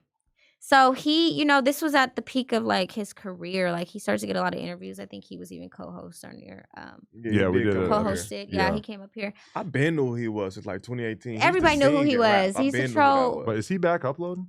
I think he's in jail. Yeah, but I feel like he might have got out recently. No, he's out. I don't pay attention. He's out and back trolling. Okay. So, with the beef with me and him, like we were really close friends, and we had did a publicity stunt last year, and then like it was wild because the publicity. What you talking about? Yeah, what's that? And he is back uploading. Yeah. Yeah. No. Yeah. And so, I'm subscribed. How the fuck am I not seeing this shit? you were subscribed years ago, though. Yeah. Because that's all he wanted was an Adam 22 interview. The cosign. All he wanted was the cosign. Damn. He chased your enemies around LA for so long for that cosign. What enemies? I don't know. What? What's the guy's name? T-Rail? No. I don't think so. Yeah. Milk. He said T-Rail. This is crazy. Milk 7 Oh, Milk. Oh, right. Oh, yeah. Oh, that's a good narrative. Oh, so he was only harassing Milk because he was trying to get on. Like, he wanted. wow, He all right. he needed. wild. He Micro Drake, I see you. yeah. He was very strategic. He was like, "This is my way to Adam." That's a cold narrative. That's wild. That's even colder if he really did that. But I don't know. No, Yeah. he did. I mean, fuck with- he put up to his residential. I fuck with all the content creators, you know? Yeah. this No, is I did crazy. too. Besides him, but no, even with him though, I don't hate him. I just, why did you create this storyline the past month lying, and we never even had any sexual relations? Oh, so he's trying to make it sound like y'all piped. They was together. Yeah. Really? So we did a publicity stunt, but like the goal, this was before I started my own platform. And I was like, he was like, okay, this is going to bring you back in. This is going to like bring more traction. Like we always did publicity stunts. Me, Manzo, him, we always did publicity stunts. We just knew that this was the way to get in. She said that she participated in the Absolutely. King Bulu, Bulu. Like I always did stunts with them. Yeah. So if I was your manager, I would tell you those are not really like the best kind of publicity stunts to do as a woman, because in the rap game, it's like girls just get the reputation of just like used up or like hoes or whatever so easily that to me, like me and Tania doing all this trolling shit, acting like I got her pregnant or whatever. It's like, it's funny when I do it, but when a girl does it, it's like your reputation gets smeared so easily. You're the only one winning in that situation. Yeah, no, the guy's always winning. And so that's what happened with me. Like everybody was like gassing it up with him. And then it was like, oh, Jaleec is ran through. She only messes with people with clout. And I'm like, bro, if I dated him, I'd acknowledge it because he's popping on YouTube. Like, you guys are all wanting an interview, a phone interview with him. Like, he's not going to meet you in person. And if he does, he's like super scary. Why you gotta call him a bitch? Me? Yeah. You really think that? Who? DC? Yeah. He does, like, he has bitch tendencies. Oh. Like, what? Like, he'll troll, like, you'll troll me until I'm like going mentally insane, but you won't, like, a guy that you're literally beefing with and he beats you up in the county, now you're out. Yeah, brother. Yeah, brother, he put the mittens on me, brother. Yeah, brother. Like, but then yo lie on your but then now, oh yeah, brother, that's not a good look, brother. Like, but you're now you're a fan. Oh But you were just like standing on business. Like you're interviewing all of their oppositions and now brother just put the mittens on me, brother. But then with me, it's me and Jaleec were dating. Here goes the pictures and here goes literally it's the same picture and video. We're not doing anything. I have my shoes on. So he's like, oh yeah, it's up for grabs. It's up for grabs. Then when nobody was picking it up, now he's like, I cover a story on EBK Trey B getting one of his firearms confiscated on Figueroa because Band said it in a song and I co-signed it. I said it did happen last year. Absolutely. And I said, he's not lying. And I don't even like bands. So, and so EBK Trey B got mad and does a phone interview with DC and they're on the phone interview and he's like, police. He just keeps ringing, police. Can you fuck me first for me to be a hoe? Like, you know what I'm saying? Like, stand on business. Like, don't lie on your tiptoe on the internet. Don't do that, bro. Right. Like, and everybody's believing it because so many people already want to hate me. So they're like, so then, like, with the whole disease thing, he's like, all right, well, if I got it, Jaleec has it. Then he goes to the doctor, negative. So do we have a sexual relationship or not? I'm confused. So then I have the phone audio of him saying, like, we didn't have anything. Also, that's such like a little kid attitude to think that because someone has an STD and they slept with someone that other person like 100% got it and has it right now. It's like, that's not how it works. It's more complicated. That's not how it works. works. Yeah, so he was basically saying like, okay, well, if you're saying I have this, then you have it too. But then he goes to the doctors too. When I dropped the audio and like people didn't watch the audio, it was super crazy to me. But like they're like, why didn't you respond to DC? Why didn't you respond to DC? I don't have to. Look at Lil Durk and Quando Rondo. Like he was got him killed. Listen. Terrible reference. No, but this is what I'm saying though. You see how the not fans. Quanda's on me right. But listen though, but no. But like you see how like the fans play a major role. The audience. It's the comments. Oh yeah. Oh, you're not gonna respond. You're not gonna respond. You're just gonna let him ruin your career. And then you got like off-brand content creators that hide behind like a chipmunk voice, and they're like, "Oh, DC just ruined Jaleec's career. She's never coming back from this." Do you feel like you might be a little too tuned in to the like 400 view content creators that are talking about this? No, it was actually it Sacramento Gang Archive. I wasn't gonna say it if you wasn't gonna say it. I was gonna say it. Like, let's stand on it. Pages are tuned into this. Okay. Yeah, it sounds very meta to me. No, it's Sacramento Gang Archive. That is my little brother. That's crazy. Who? Sacramento Gang Archive. I try so hard not to claim it. I knew the lore to that. Yeah, we act just alike. Like, but it's like when the DC thing happened, he had to like play it off. So he was really mad. Like my brother was really mad. He was calling my cousin and everybody like, "How did he get this address?" And I'm like, "Bro, it's not like chill out, like But then he had to. Gang Archive do something similar to what she do. But Adam knows he's subscribed. I am. Oh, you tapped in the Sacramento Gang Archive. Yeah, sometimes it's hard to keep track of how many different pages there are out there. Yeah, but that's a fact. I used to watch that shit a lot, for sure. So no, it is my little brother, but nobody believes me. But one day it'll be exposed. But if people don't want to believe me, then it's not my little brother. It's whoever you guys want it to be. Okay. There was another one that I wanted to fucking ask about. God damn it. Oh yeah. How do you end up with beef with Lil Blood? Me? Yeah. That's the video where you were hitting the breathalyzer. Yes. Yeah. Lil Blood. Ain't that one of the most recent ones? Mm-hmm. Okay. It was from like July, but it happened in February. New. Shout out to Lil Blood. I like Lil Blood. So you ran into him in the studio? Yes. Why did you have smoke with him? Because he's friends with Mazzi? It's deeper. No, because it's like it was like last year, right? I make it sound crazy, so she got to like really start. I'm like, no. Okay, listen. So I'll cover a story. He doesn't follow me. He's not subscribed, but I know he's watching because I'll cover a story and he'll go interview the person I'm covering. He's not even a rapper.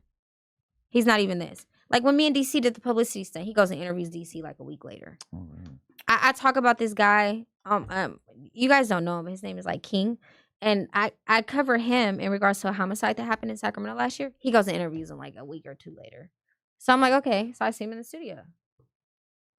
Stank face. What's up? Like, let's stand on that. What you want? Like, And so it wasn't no static in the studio, but his demeanor felt like I was coming off aggressive. And I even apologized. But then, like, he still felt some type of way to where he was, like, telling everybody, like, I feel like Jaleec pressed me. And I'm like, okay, so that's why you went and got that pat. Like. What's a pat? A little deuce. Oh, you're saying he went and got blicked up in case you decided and then came back. Wow. This is a crazy take. That's crazy. No, this is really what happened. It's fair, though. It's all you on. Seem like you could be dangerous. But how? Like, Might go have to pop the trunk. Oh my goodness. He went and got blicked up and then comes back. I'm thinking he left to go wherever home. It was Super Bowl weekend, and then he comes back like 30 minutes later, like, all right, you guys, I'm leaving. No, you're not. We're gonna go talk in his room. What are you talking about? And then he's like, oh yeah, Jaleec, come on, like. So we go in the room, and that's when we started talking, and then he shows me his little pat. And I'm like, okay. Like, at what point in the conversation, like, why did he show you it? Towards the end of the conversation, he was like, do you live in Las Vegas? Because Super Bowl weekend was in Las Vegas last year, right? Or this year. And he was like, and I was like, no, why? And he's like, well, it's a lot of people out here. And I'm like, I could protect you.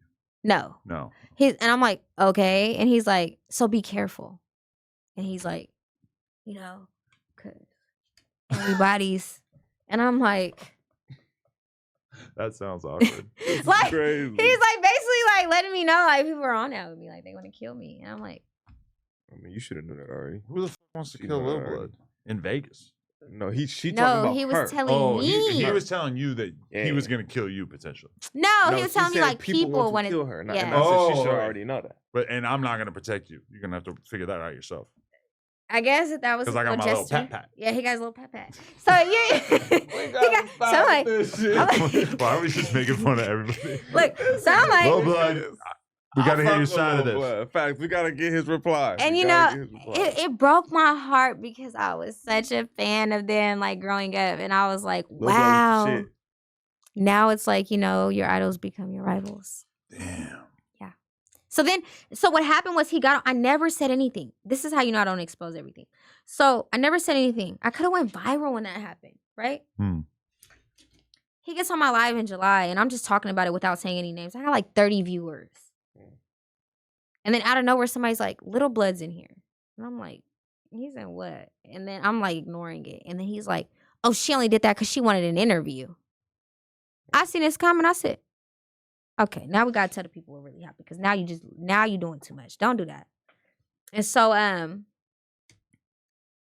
that's when I exposed him, like, what really happened. And then he, like, was calling everybody, like, can you get Jaleec? Like, what's going on with you? Why do you guys care about what I say? Like, if it's not true, why does it matter? Because, you just got on the internet and lied, bro.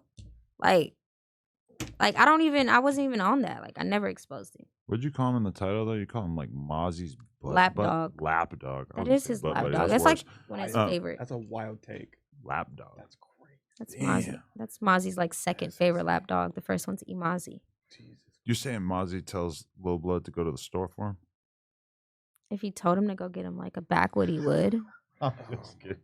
That's fucked up. You gotta get the fuck out of here. Listen, if Mazzy can control your listen, if Mazzy can control your platform, that says enough in itself, bro. Like, you didn't know who King was. Like, you only did that because Mazzy told you to do it. Like, so it's like, that's Mozzy's lapdog. Like, that's his store runner. Lil Blood, we got to hear from you about this. Man, shout out to Lil Blood. A store runner is crazy. Shit back it's a in the store day, runner.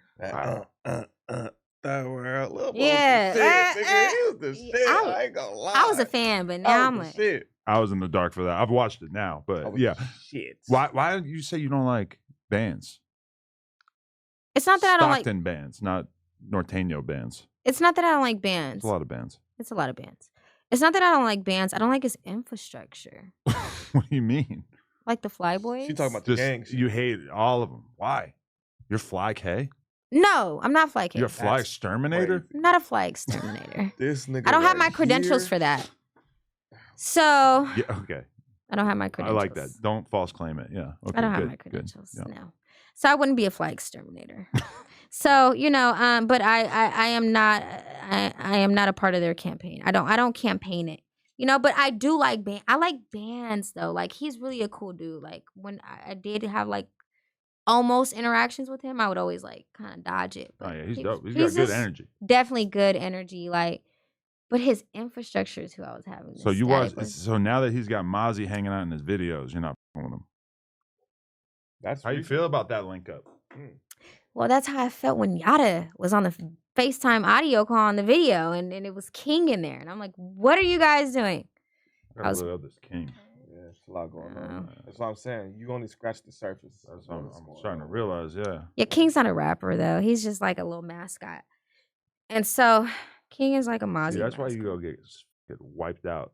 Gosh, Adam, why do you want me to get wiped out? I just feel like you talking so crazy. I've never heard a girl talking like that on the internet. But I'm not like even dudes like no. I mean, I told you, we have a special subject on our hands. It's kind of like Warren Chirac type shit, but except she's like in it, like she's from yes. But listen, something very unique. What was wrong about calling him a mascot? I just feel like you had like harsh things to say about so many people in this little world. But I didn't say really anything bad, did I? That's crazy. A mascot? Lapdog, mascot. You got a thesaurus. You just look up like thesaurus of bullshit. You got a thesaurus. You write pussy and just look at what it. Lapdog. There we go. Boom. Yeah, lapdog. I just look at synonyms. But no, really, what it is though, like it's like. I try to be respectful at the same time, though. I think mascot is a pretty good word. Lapdog. It's not. I'm not calling you the bi word. That's good. That's crazy. If you think lapdog is respectful. So would they have rather me call me like a little bi, a little witch, or would you guys rather be referenced as a lapdog or a mascot? I feel like they both really kind of get the same point across. Yeah, I feel the same way about lapdog both. Is a bit more specific. Yeah. It's like, damn, I'm really good for nothing. Yeah, you're just riding the Store coattail. runner is brutal too. Store runner, absolutely. You a store runner, dummy? That's not a good look. You're not on Wrong that. up, Draco. You're not on that. You still ain't get your get back when you got. Yeah. Oh my God! See, that kind of shit right there. Yeah. Now I'm just trolling. I'm trolling. Hey, like we said earlier in the interview, if you want to come up here and reply, hit me. But you know what's wild though? If anybody that I mentioned during my interview, they would get on here and not say my name at all. But they might not have a choice after this. Depending how this. But listen, depending how this comes out. But let me say this. But they'll get in my inboxes. Like Mac J just dissed me in a song 2 weeks ago. And then you had a title about him. I didn't even get a chance to watch the video, but you're saying some crazy shit about him now too, right? What was this title? The title of this video I didn't get a chance to watch. Boy. Doing my boy dirty. This is crazy. Listen. Mac J, we could talk about it. Here. BOE Sosa, Lapdog, and Mozzy, mascot, BOE Moo location leaked. Jesus Christ. Oh, yeah. Mac J on paperwork. You calling him a snitch, too? Oh, boy. You got to be careful with those accusations. Don't we all? For sure. But listen. She's wild, bro. But listen, my accusations are about 85% accurate. Okay, but with the snitch thing, I didn't you gotta necessarily be 100% accurate. But listen, ask Lush. When I said on paperwork, okay, you gotta understand. You gotta know how to like stroke the Jerry in this entertainment business. Okay, you guys need to pay attention because it's a possibility he could be on paperwork. Now with West Coast Gang Wars, he needs like factual proof. Like we talk all the time, and he'll tell me like, Jaleec, I just can't post anything because I need like facts, and I'm like, valid. You touch shit people don't touch. That's exactly what that means. I don't need facts. I just need something to where I can do my 1-2 with my intuition, and I'm like, oh, this might be something. You just need to drop a blood so you can find the whole person bleeding somewhere. That's all you need. That's the or looking to be revived. So with the thing with Mac J, he wasn't on paperwork, but he was like on a jail recorded phone call. And so instead of putting his name, they just put his phone number. But we all know that jail calls are recorded. And this is like, Bris's homicide was like publicized all over the world. You're doing this on purpose. Like you're not talking in code. You're being like open with everything that's going on. Like you're saying everything. But then when he arrived on the crime scene, he said that it was a Mexican guy from Frank Lone. So then he had EBK go slide the next day, and it wasn't even nobody from Frank Lone. Like you're just saying anything, bro. Like you're just like a little pest that just needs to find its way. And now that Chris is gone, you're like trying to find your way, bro. You're a little pest, bro. Like you're a little cockroach that won't go away. Like, and then now he just dissed me in a song 2-3 weeks ago. By name? No, subliminally. And everybody's DMing me about it, and I'm like, I'm ignoring it. I finally go listen to it, and I'm like, wow, he really did. What did he say? He said she talks like basically I talk like a guy, but I'm a female. Like, and then he's like, he's looking for me, but I'm out of range. It's his out of range song. And then he says that he was looking for Ezzy Marcus, but he's missing. He's in the feds. Where is he? Like, like, let's be for real. We're not even together. Right. So like, what are you insinuating? Mac J, what are you doing? You guys know who was responsible for your cousin's passing, and you guys are still focused on me and Ezzy Marcus. Go get your get back and carry on. It's been 4 years. Okay? Like, stop coming for us. Stop doing your pinkies down. Like, oh, bro, because the same guys that did that to Chris are the same ones that are pinkies down, bro. You guys are supposed to be allies. Go get your get back. Get on with life, bro. Like, stop manipulating his fan base because you're on his channel. Like, stop. It's annoying at this point. Wow. Crazy. What's your dating life like? Terrible. Terrible. Terrible. I can't find love to save my life. Yeah, imagine her like meeting like a regular guy, and just hearing about all this and just being like, "What the fuck?" Terrible. My dating Ready life. to go home immediately. No, they all love me though. Just men in general. They love me. Right. Like then no. Somebody Seriously. has to defend all of this craziness. But I've dated regular guys. I've dated rappers. I date regular people. But it's like I fall in love, and when I fall in love, I expect so much. And then it's like, and then with my line of work, it just gets complex. So I like being alone. You're like out on a nice date, and you're like, "Oh, I'm sorry, babe. I gotta head home. Somebody got smoked in Stockton. Like, this is crazy. They turned him into a pack. I gotta go home and report on this." And then what happens when she posts you and then tag you, and now you got to deal with all these niggas when she's talking about niggas dying? Is West Coast Gang Wars, is that the one where they're always just saying the most disrespectful shit about people dying, or is that's a different one? There's another one I follow that I forget which one is which. Which one? He do too, where he'll only mention their hood but only use the disses in the captions. Yeah, that's just crazy. And part of it is like, you're an Instagram account, so you're trying not to say murdered and death in the caption, but then instead he says the most disrespectful shit. But I forget which one that is. It's West Coast something. I don't think it's Gang. They're all the same ones though. Official West Coast? Maybe I forget. I don't know, but he be talking crazy. No, it's West Coast Gang Wars. He's the only one that does it. Like saying that they turn into spaghetti. All kind of wild shit like that. Then use their hood disses in the captions. Don't never say the real hood. Does he? Hell yeah. Oh, that's how you know I'm not in tune with nobody outside of Sacramento and Stockton. Yeah. Blank rapper gets turned into some spaghetti in Northwest Indiana near Chicago. He was allegedly out there on a business trip and ducked off. Right after clocking out of work, he clocked out of Earth. Yeah. 3 fire emojis. It's like he's celebrating dudes dying. It's crazy. Like a trillion times worse than anything Ack ever did on the Warren Chirac shit. It's because it's faceless. When you're faceless, you feel like you can just say whatever. For sure. Whatever. Yeah, that's West Coast Gang Wars.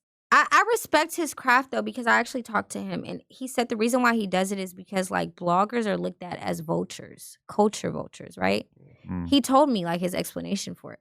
And he was like, he doesn't glorify like the gangbanging. Like he hates it. He despises of it. Yeah. And so he was like, like he even brought Adam up. He was like, they hate Adam 22. They hate DJ Academics. They hate 1090. They hate everybody. And they said they're culture vultures. But what about black men? Like, how are they not culture vultures? They're vultures. And he had like a really valid point. And he was like, if my brother clocked out right now from like gangbanging, I would do the same thing on the caption. He said it. Like, it's he just despises of it. He said he's not gonna do it forever. Like the Flacco angle, the Charleston White angle. I'm gonna talk about all this shit, but talk about how much I hate it. Yeah. But really, you're engaged with the politics. I love Charleston. Love it. So you really love it. And it's crazy. It's so cool where they said like you love it so much because you hate it. Yeah. You get what I'm saying? But then it's also like the only rational, logical perspective is to hate people who go out into the community and kill other men, regardless of what their reasoning might be. Like any sane person sees that and they're like, this is terrible. We need to stop this behavior. We are all fans of the music and then kind of like just accept that that's part of it. It's like a car accident. They out there dying, but you're not going to stop looking when you're driving past the freeway. But you don't want to like directly laugh at it. Right. But then some of these faceless pages are like, oh, okay, I'm going to just represent like the lowest possible attitude that a fan could have on this shit, Yeah, no, absolutely. And not like with people that don't have their faces, like they're just represented by their brand. That's basically what it is. But I can respect it though. This job gets dangerous. Especially when you put a face to it like how you do. Yeah, it's like. Have you ever actually felt like there was like a moment where you felt like some shit was gonna go down, or where you felt like somebody on my way to this interview? I was like, oh my goodness, what if they set me up? That's wild. If you think I was crazy. Crazy. No, it's just like you have to be open to things. Like you can't be like. Yeah. But then I was like, you know what? I'm gonna come. If I die, I die. Chin up, chest out. Yeah, that's crazy. You going to jail at that point? I didn't send you DMs. Yeah, it wasn't that. It was just. Me? It's just. That's crazy. Yeah, no, it wasn't that. It was just like, hell no. Damn, like I do a lot. Like like it's. Sure do.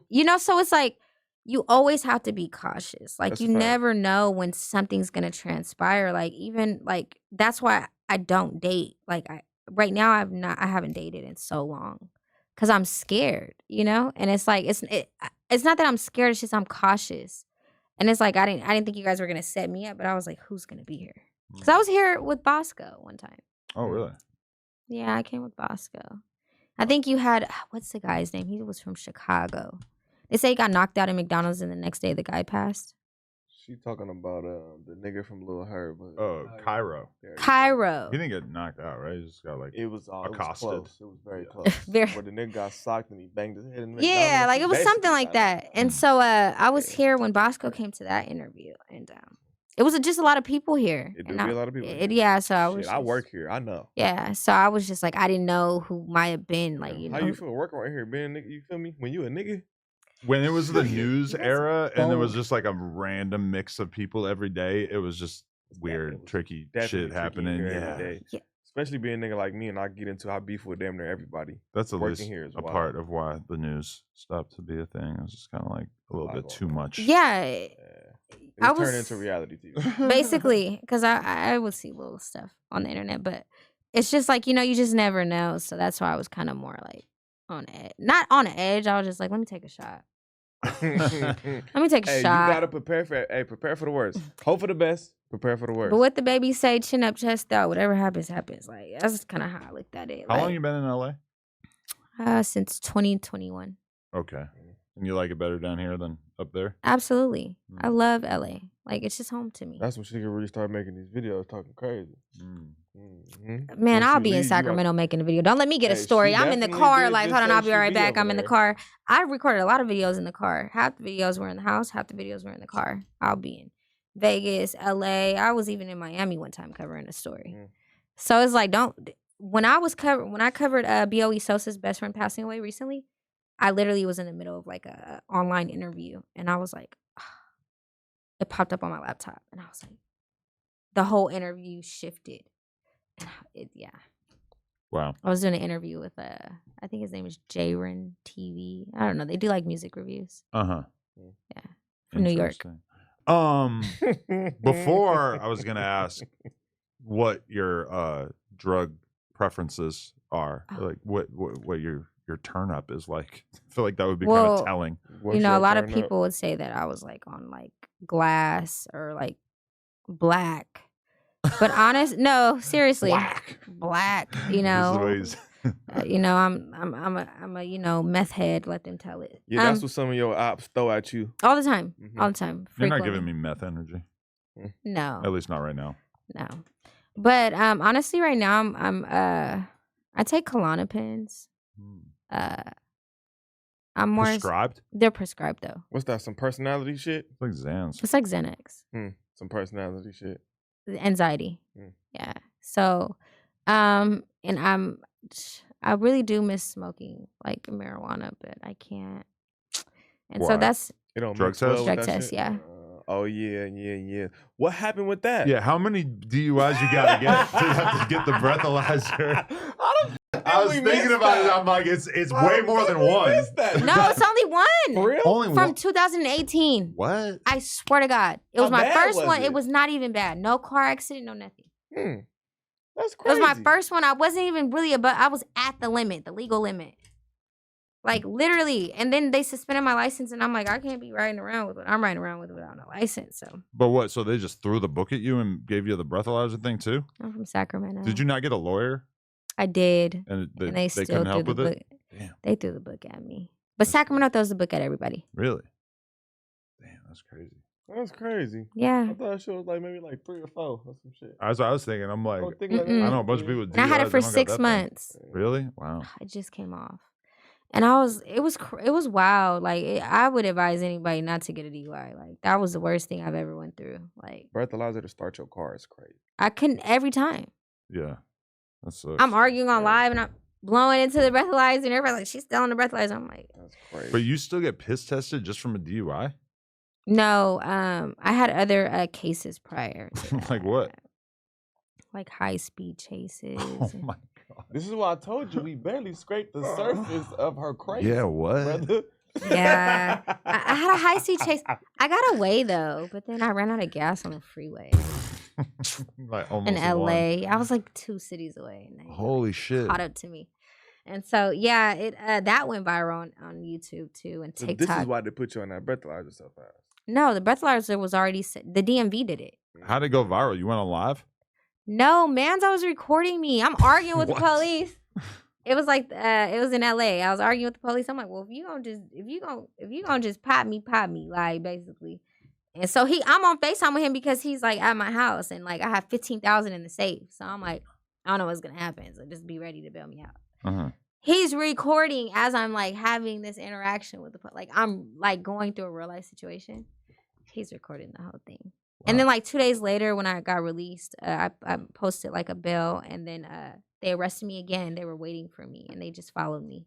They arrested me again, and he recorded that too. I was always getting recorded. It's a Manzo shit. Yeah, typical Manzo. So when exactly did you guys fall out, or what happened with that?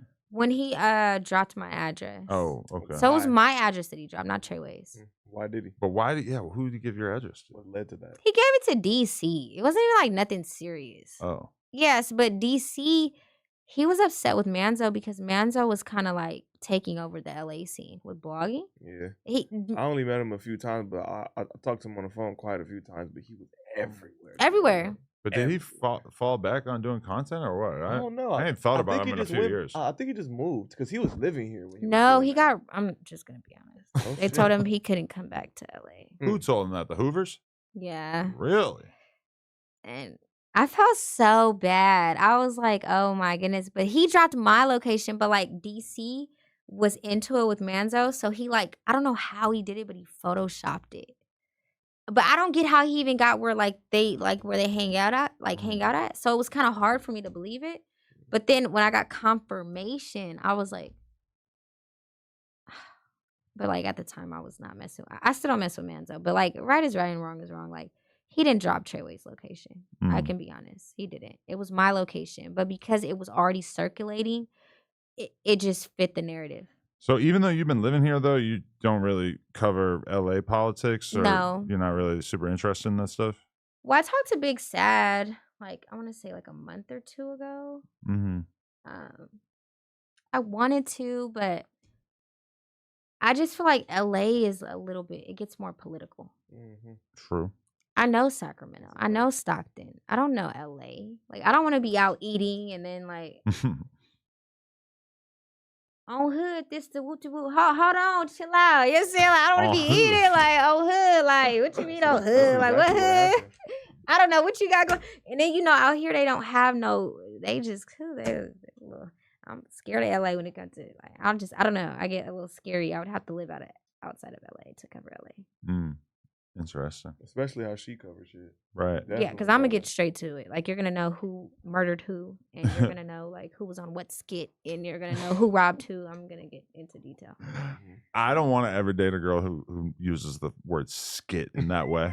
Skit, if you're going to be talking about skits, you better be talking about the ones damn homies doing. Hey, when you from that I don't area, like that either. Facts. When you from that shit, that's who you're going to be around. Yeah, for like. sure. So it's like, like, I just couldn't cover it. It's too political. Right. Yeah, a lot come with that shit. Did you just do the high speed because of the DUI situation? No, it was two separate situations. But why'd you take off? Because they were trying. So I guess when they pulled, so I was being accused of like a robbery, and so then they said I was. So basically, they already knew who I was. And then they were following me. And then when they pulled me over, I'm thinking it was for something totally different. But the whole time it was for like an attempted armed robbery in LAX. And you did that? No, I didn't. I beat the case. No, listen. Ridiculous. No, listen. I mean, I'm wondering why, I don't know anyone who's wanted for an attempted armed robbery at LAX that they somehow didn't do. No, I didn't do it. When I went to prelim, the judge was like, yeah, we're dropping this case. Oh, my God. But I already had to bail out on the case. But no. It really didn't happen. Like, the girl was so capped. It was like road rage, and she thought I hit her car. I didn't hit her car. Oh. So, but she lied and said I tried to take her phone and her keys. So that's where the armed robbery, like attempted armed robbery, came in. But I didn't know about it. They tried. So you did it, but they lied. No, I didn't try to take her phone or her keys. I pulled over because she thought I hit her car. I'm gonna pull over. I pulled over, and then like I ended up driving off though because it was like, bro, you're like trying to get an insurance claim for nothing. Nothing's wrong with your car. I'm leaving. So about a year later, the police tried to contact me after that, but I didn't answer the phone. I never called them back, so they issued a warrant out for me. So when the police stopped me, they just had like 9 guns on me, bro. And I'm like, what are you guys doing? I pulled over. I'm confused. And so they're like, we need you to step out of the car right now. And I'm like,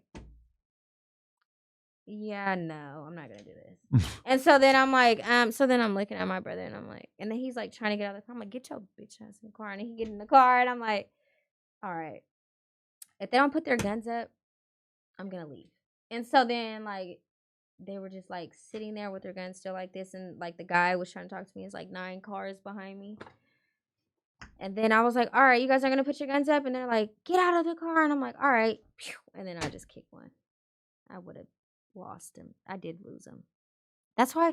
Shout out to Judge Guzman though. Like he worked with me during that whole Lesson learned: don't do a high speed with no gas in your tank. Facts. Yes. That happens more often than you think. Yeah, and it was crazy because my little brother was telling me too. He's like, you ain't got no gas in the car, but I was like, I don't care. Like I was in the middle of moving to Redondo Beach, and then that's when all that happened.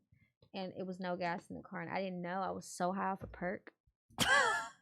Hell yeah, busting off the Yeah, the perk had me feeling like Superman. Like, that's crazy. Yeah. A perk has never made me want to run for the police. Feel like a different gender. Super high. Not even Superwoman. No, I was like Superman at that point. That's damn. And then I remember looking in the rear view, and I was like, oh, I'm gone. And then it would start. Pew, pew, pew, pew, pew. I'm like, and I was in the middle of like the intersection, like you know where the junctions are at, but I'm in the middle of LA, like one of the major big freeways. I can't remember. I think. We got to sample that for our song. Perk made me feel like Superman. Wow. You're gonna get writing credits. No, like seriously, it really. I never thought it could make me like. It made me act definitely out of character. That's crazy. Yeah, I've been there. All right. Anything else we got to talk about? What's going on?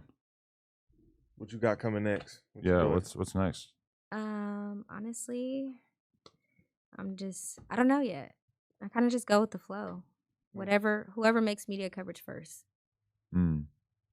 But I'm stuck in Northern California with the media coverage, and you know, I'm looking to not be so biased, and hopefully, you know, I can branch off. Don't let us steer you away from being incredibly disrespectful, because it's for sure entertaining. It's working.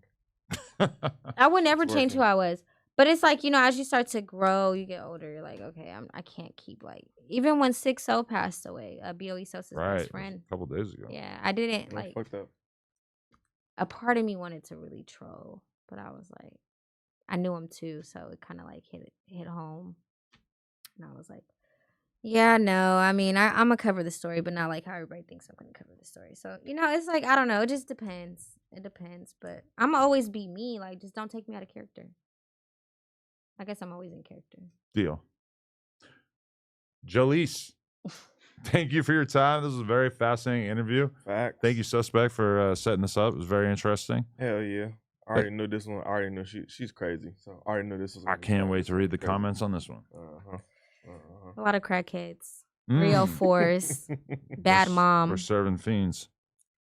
Baby daddy's a murderer. Okay. That way. We're going to pop out like Superman off a perk. No Jumper, coolest podcast. Like, comment, subscribe. We're out of here. Bye.